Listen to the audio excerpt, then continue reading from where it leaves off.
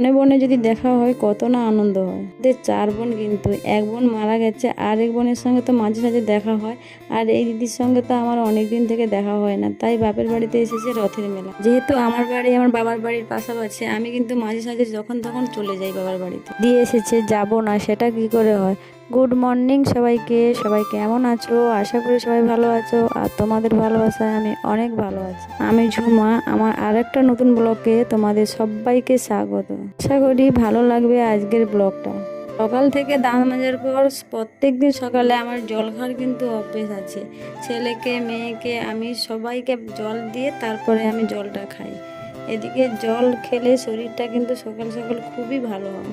সকাল সকাল আমাদের বাড়িতে বড় বড় চিংড়ি মাছ নিয়ে এসেছে, তাই এটা যত্ন করে ছাড়িয়ে রেখে দিলাম। একটা নতুন রেসিপি তোমাদের সঙ্গে শেয়ার করব। তারপরে সকালে দেখো জল খাওয়া হবে। ছেলে বলছে যে আজকে চাউমিন খাবে। মুহূর্তে চাউমিন খাওয়ার জন্য কিছুই বাড়িতে নেই, আলু, পেঁয়াজ আর শসা আছে, এটাই দিয়ে ওকে বানিয়ে দেবো। আর মেয়ে বলেছে যে বেশি করে একটু আলু ভেজে নাও, আমি মুড়ি খেয়ে নেব। আর তারপরে ছেলের জন্য অল্প করে চাউমিন বানাচ্ছে, আর আমাদের জন্য আলু ভাজি, বেশি করেই আলু ভাজি। ছেলের চাউমিনে অল্প একটু আলু দিয়ে দেবো, আর আমাদের জন্য ওই আলু ভাজা দিয়ে মুড়ি হোক, পান্তা হোক, যেটা যে যেটা খাবে খেয়ে নেবে। চাউমিন করতে চলে এসেছি, ছেলে দেখো পাশে পাশে দেখো রান্না করতে চলে এসেছে পড়াশোনা বাদ দিয়ে। এবার বলছে যে তুমি পারবে না, আমি রান্না করে নেব। যেহেতু আমাদের উনান আর গ্যাস একবারে পাশাপাশি, তাই কিছুদিন পরে পরে প্রচুর নোংরা হয়ে যায়। রান্না হয়ে যায় যে কোনো জিনিস যখন বেশি দিন দিতে লাগে, তখন কিন্তু ওই পেপারে আমি ভরে রেখে দিই। আর এদিকে দেখো ম্যাগিটা সিদ্ধ হয়ে গেছে, ওদিকে আলুটা ভেজে নিলাম। সকালে দিদিকে ডাকলাম যে আমাদের বাড়িতে চলে আয়, আজকে দুপুরে আমাদের বাড়িতে খাওয়া দাওয়া করে নেবে, কিন্তু এলো না। যখন ডাকি কিন্তু অনেক দিন পরে পরে আমাদের বাড়িতে আসে, যখন তখন কিন্তু আসে না।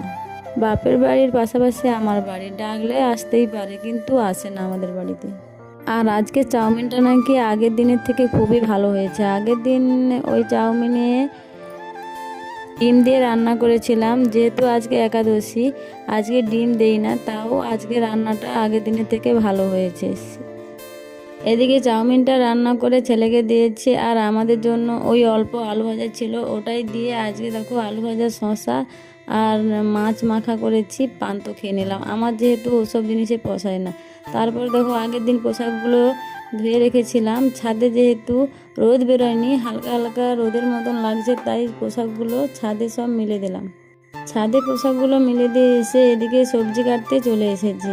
সবজিগুলো আজকে রান্না হবে পটল চিংড়ি। পটল চিংড়িটা আগে